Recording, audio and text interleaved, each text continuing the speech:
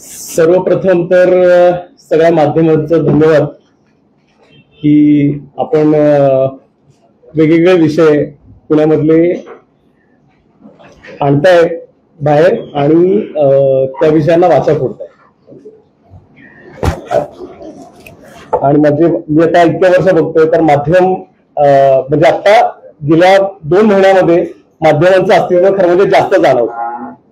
तर जे पण काही आता माझ्या बाबतीमध्ये चर्चा चालू होती 7-8 दिवसामध्ये, तर त्याविषयी मी म्हटलं बोलूयात काय आहे ते. तर सर्वप्रथम मी सांगू इच्छितो सगळ्यांना की आता जो आरोप झाला माझ्यावरती सर्व माध्यमांमधून आणि सगळ्या ठिकाणाहून, तो असा होता की अमेडिया कंपनी आणि मी कोणता तरी व्यवहार केलाय किंवा पार्थ पवार, कोमल तेजवानी, शीतल तेजवानी आणि काय नाव आहे, नाही ते 3 जण आहेत ना, दिग्विजय यांच्याशी मी कोणता तरी व्यवहार केलाय. पण मी ते दिग्विजय, कोमल, पार्थ असे हे सगळेजण आहेत, यांना माझ्या आयुष्यात कधीही भेटलेलं नाहीये. मी त्यांना समोरासमोर पण कधी बघितलेलं नाहीये. माझा त्यांचा 1 रुपयाचाही आर्थिक व्यवहार नाहीये आणि त्यांच्याशी माझा कोणताही व्यावहारिक संबंध नाहीये. तर अमेडिया कंपनी यांच्याशी माझा कोणताही आर्थिक संबंध नाहीये. निव्वळ प्रशासनाच्या गैरसमजुतीतून आणि बाकी काही असेल त्याच्यातून हा आरोप करण्यात आलाय आणि माझं नाव नाहक त्या प्रकरणामध्ये गुंतवण्यात आलंय. त्याचा मला अनेक दिवस त्रास पण होतो. पुढे जाऊन मी सांगेन की माझ्या मिळकतीबाबत बरेच प्रश्न उपस्थित केले. जी मिळकत बोपुडी इथे आहे आणि ती सरकारी जमीन आहे आणि मी ती लाटण्याचा प्रयत्न करतोय किंवा ती हडप करण्याचा प्रयत्न करतोय, असं सर्व ठिकाणी चर्चा आहे. तर मी आता तुमच्याकडे एक सेट दिलाय पेपरचा आणि इथे दाखवतो मी की या सेटमध्ये की 1775चा दस्त आहे किंवा त्या आधीपासून मोडी लिपीतला दस्त आहे. तर त्या मोडी लिपीतल्या दस्ताचं मराठी ट्रान्सलेशन मी तुम्हाला दिलेलं आहे. ही जागा पेशवे काळापासून विद्वंस माझ्या शेजारी बसलेले आहेत, हे ओनर आहेत जागेचे. त्यांचं अजून एक आहे की त्या मीडियामध्ये त्यांचं नाव जे आहे ते विद्वांस असं यायला पाहिजे प्रिंट मीडिया. तर एच नाहीये, विद्वांस नाहीये, विद्वांस आहे, विद्वान पंडित, विद्वांस नाहीये. तर विद्वांस असं त्यांचं नाव आहे. तर त्यांना पेशव्यांनी दिलेली जमीन आहे. व्हेरी एज्युकेटेड फॅमिली आणि समाजाप्रती बांधील असणारी फॅमिली आहे. नाहक त्यांना या प्रकरणामुळे त्रास पण झालाय. म्हणजे मला पण त्याचं फार वाईट वाटतंय. म्हणून मी त्यांना म्हटलं आज तुम्ही या, आमचे फारच जिव्हाळ्याचे संबंध आहेत. ते विकणारे आणि मी घेणारा असलो तरी सुद्धा हे तुम्हाला सांगायचंय. तर पेशवे काळापासून ही मिळकत आहे. त्या मिळकतीचे हे डॉक्युमेंट आहे पेशवे काळापासून, बरोबर. मोडी लिपीतला आहे, सगळ्यांकडे एक कॉपी आहे. मी अजून लागेल तर देतो सगळ्यांना कॉपी. सेकंडली, परवा खडसे साहेबांनी सांगितलं की जोपर्यंत पुरुष संतती आहे तोपर्यंतच ही जागा विद्वांसांची आहे. तर पुरुष संतती तुमच्या समोर आहे. त्याला वेगळं काही सांगायची गरज नाही.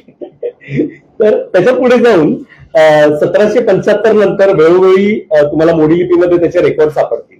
त्यानंतर इंग्रजांनी पीटर डॉड कमिशन असं एक स्थापन केलं. पीटर डॉड कमिशनच्या अंतर्गत याचा एक ॲलिनेशन उतारा आहे. तो ॲलिनेशन उतारा जो आहे की सदर विद्वांस हे इनाम आहेत, इनामदार आहेत, क्लास 2 इनाम आहे, हे असं याच्यामध्ये नमूद आहे. त्यानंतर तुम्हाला 1930 पासून ते आत्ता तक आहे. ह्याचं म्हणजे जोपर्यंत सातबारा चालू होता तोपर्यंत सातबारावरती विद्वांसांचं नाव आहे आणि शेतकी कॉलेज हे भाडेकरू असं नाव आहे.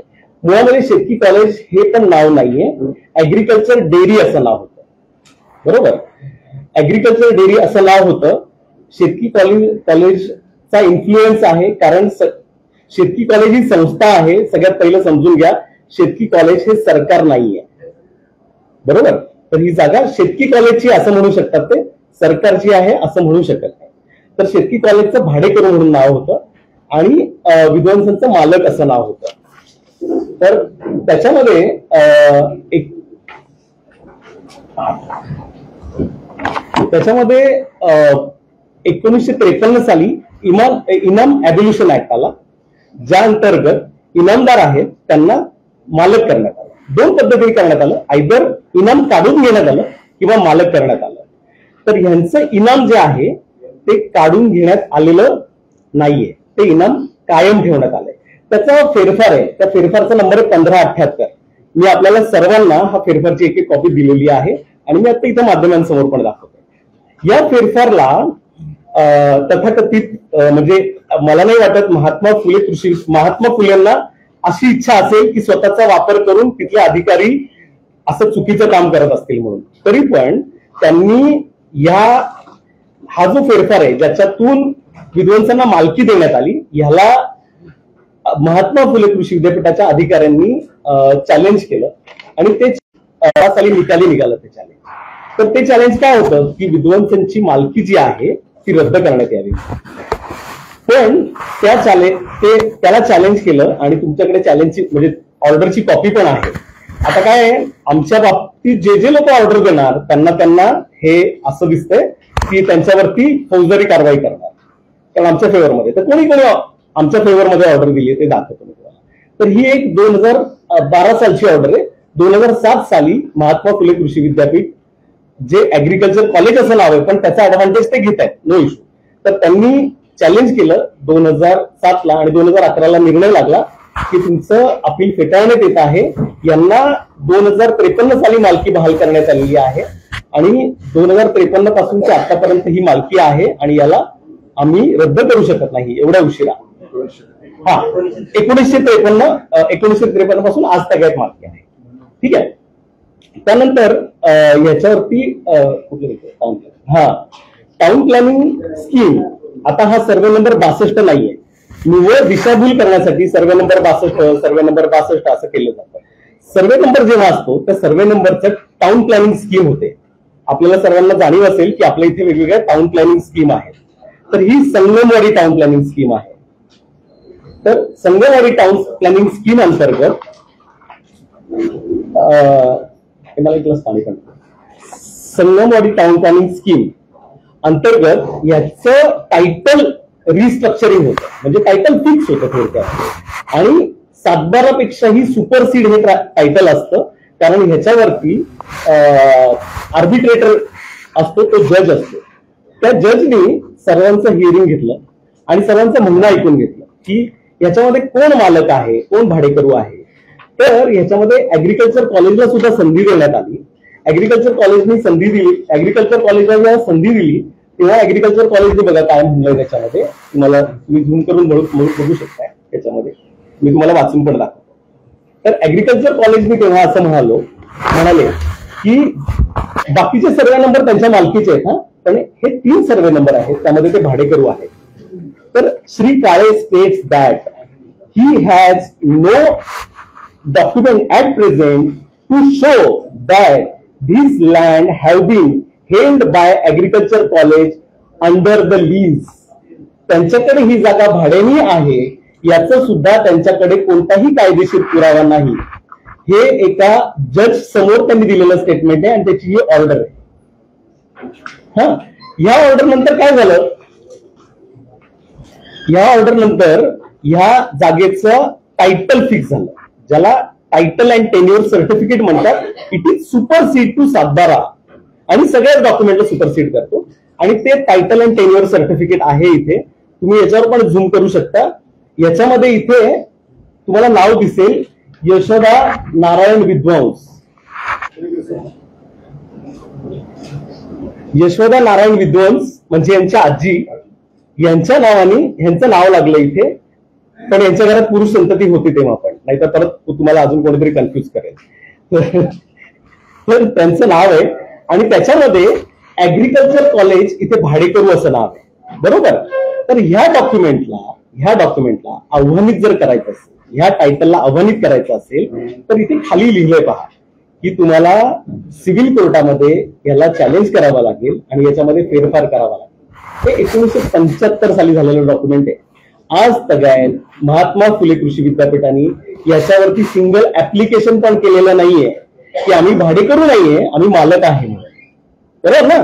त्यांचं सरकार आहे ते, म्हणजे ते स्वतःहूनच घोषित करतात की आम्ही सरकार आहे. वेराज दे आर नॉट सरकार, ती एक संस्था आहे. बरोबर. आणि ते त्यांना जर जागा पाहिजे असेल, म्हणजे तुम्हाला सांगतो, आम्हाला जागा पाहिजे असेल असं जर कुठल्याही सरकारी बॉडीला म्हणायचं असेल तर त्यांना भूसंपादन कायद्याअंतर्गतच जागा घ्यावी लागते. चौकात उभं राहून आरडाओरडा करून, मीडिया बोलून, फौजदारी गुन्हे दाखल करून जागेची मालकी प्राप्त करता येत नाही महाराष्ट्रामध्ये आणि भारतामध्ये. बरोबर. तर याच्यानंतर या जागेचं नकाशा हे मला पाणी मी सांगितलं की त्या जागेवरती आरक्षण आहे, मग पीएमपीएमएलचं आरक्षण आहे, पीएमटी डेपोचं आरक्षण आहे. तर त्या पीएमटी डेपोच्या आरक्षण पडलं ना, तर 1987 साली डीपी प्लॅन तयार झाला. डीपी प्लॅन मध्ये पीएमटी डेपो सध्याचा पीएमपीएमएल असं आरक्षण पडलंय. कोणत्याही सरकारी जागेवरती आरक्षण पडत नाही. बरोबर. प्रायव्हेट जागा असेल तर आरक्षण पडतं. बरोबर आहे. त्यांनी पण कबूल केलं की या जागेवरती आरक्षण आहे. बरोबर. आज पीएमपीएमएल जागाला बस लावायला जागा नाहीये आणि हे हट्टाला पेटून आहेत की ही आमची जागा आहे, वेळेस ती पीएमपीएमएल साठी महानगरपालिकेसाठी राखीव जागा आहे. बरं. आता आरक्षणानंतर पुढची प्रोसेस काय असते? ती जागा कलेक्टर संपादनाची प्रक्रिया करतो. ज्या कलेक्टरांच्या इनिशिएशननी आज माझ्यावरती एफआयआर झाली आहे त्याच कलेक्टरनी ही जागा पीएमपीएमएल साठी पाहिजे म्हणून आम्हाला पत्र पाठवलं. इथे दिसेल तुम्हाला, हे बघा वरती नावं दिसतात विदन्स फॅमिलीची, आणि प्रत्येक मेंबरला पत्र पाठवलं, एकाला नाही, तुम्हाला सगळ्यांची नावं दिसतील. प्रत्येक घरातल्या मेंबरला पत्र पाठवलं की ही जागा आम्हाला आवश्यक आहे. ती जागा आवश्यक आहे म्हटल्यानंतर पब्लिक पर्पज आहे, आम्ही त्याला मान्यता दिली. त्याला मान्यता दिल्यानंतर त्याचा एक अवॉर्ड तयार करण्यात आला, ड्राफ्ट अवॉर्ड म्हणतात त्याला, ज्याच्यामध्ये मोबदला लिहिला जातो. त्या मोबदल्यामध्ये कलेक्टर जिल्हाधिकारी त्याचे हेड असतात आणि त्यांच्या अंतर्गत हा एक रिपोर्ट तयार होतो. याला अवॉर्ड म्हणतात, त्याला निवाडा म्हणतात. या निवाड्यामध्ये मालकी हक्क कोणाचा आहे असं नमूद केलं जातं. तुम्हाला दाखवलं तसं हा टाउन प्लॅनिंगचा जो हे आहे, हा माझ्या जन्माच्या पण आधीचा आहे. बरोबर. म्हणजे आणि हे जे आहे, हा अवॉर्ड जो आहे तो पण जिल्हाधिकाऱ्यांनी केलेला आहे. त्या अवॉर्ड मध्ये काय म्हटलंय पहा तुम्ही, तुमच्याकडे सगळ्यांकडे कॉपी आहे. त्या अवॉर्ड मध्ये असं म्हटलंय, सदर जमीन नोंद कृषी विद्यापीठाच्या नावे होण्यावर महसूल खात्याकडे पत्रव्यवहार चालू आहे असं कृषी विद्यापीठ म्हणतंय. तथापि वरील वस्तुस्थितीशी कृषी विद्यापीठाने कोणताही ठोस पुरावा कागदपत्रे सादर केलेली नाही. तसेच मालक म्हणून सातबारा सदरी त्यांचं कोणतंही नाव नोंद दिसून येत नाही. हे विभागीय आयुक्त, जिल्हाधिकारी आणि भूसंपादन ऑफिस या तिघांच्या सहीने हा तयार झालेला ड्राफ्ट आहे. याच्यामध्ये कोणाचा इन्फ्लुएन्स नाही, कोणी नाही, आणि भूसंपादनाचा हा ड्राफ्ट आहे. बरोबर. यानंतर या भूसंपादनासाठी त्यांनी काल अलिगेशन केलं मीडिया समोर की यांनी खोटी मोजणी केली म्हणून. तर या मोजणीची कॉपी आहे माझ्याकडे भूसंपादनाच्या, तुम्हाला दाखवतो.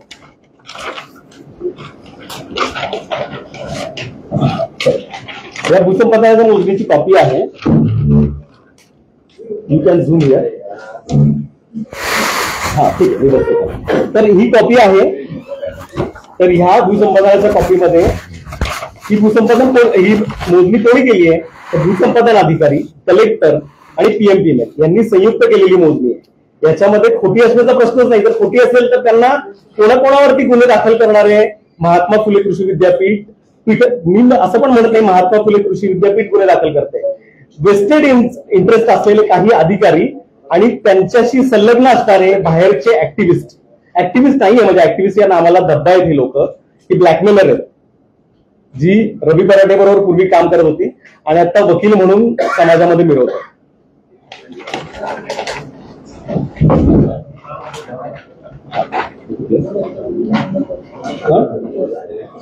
ठीक आहे.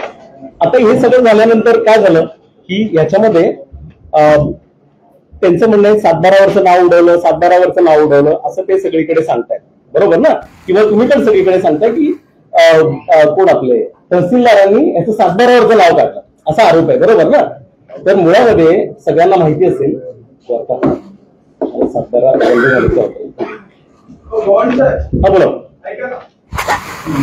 एकच सेकंद, एवढं शेवटचं संपवतो मग ऐकतो. झालं माझं 2 मिनिटाचं राहिलं. 7-12 इथे ना माझ्याकडे प्रॉपर्टी कार्ड आहे. प्रॉपर्टी कार्डवरती आमची नाव आहेत सगळ्यांची, माझं पण नाव आहे याच्यामध्ये. तर या प्रॉपर्टी कार्ड जेव्हा तयार असतं तेव्हा 7-12 बंद होतात हे आपल्याला सर्वांना जाणीव असेल. त्यामुळे 7-12 बंद झालेला आहे आणि प्रॉपर्टी कार्ड अस्तित्वात आहे. प्रॉपर्टी कार्डला आतापर्यंत महात्मा फुले कृषी विद्यापीठाच्या अधिकाऱ्यांनी आतापर्यंत कुठेही चॅलेंज केलेलं नाहीये.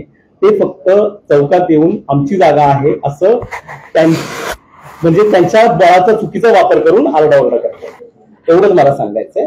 त्यानंतर म्हणजे तेव्हाचे जे महसूल मंत्री होते त्यांनी स्वतः फोन करून आणि स्वतः सांगून याच्यामध्ये राहू दे, त्यांनी स्वतः सांगून माझ्यावरती FIR केली. त्यावेळेस FIR केली.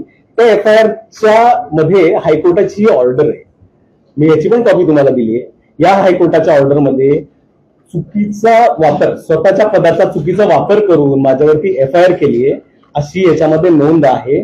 आणि त्यांचं मंत्रीपद हे फक्त भोसरी जागेत गेलेलं नसून त्यांनी माझ्यावर केलेली चुकीची FIR आणि भोसरी जागा घोटाळा ह्या अशा दोन गोष्टींमुळे त्यांचं महसूल मंत्रीपद गेलं हे मी तुम्हाला आठवण करून देतो.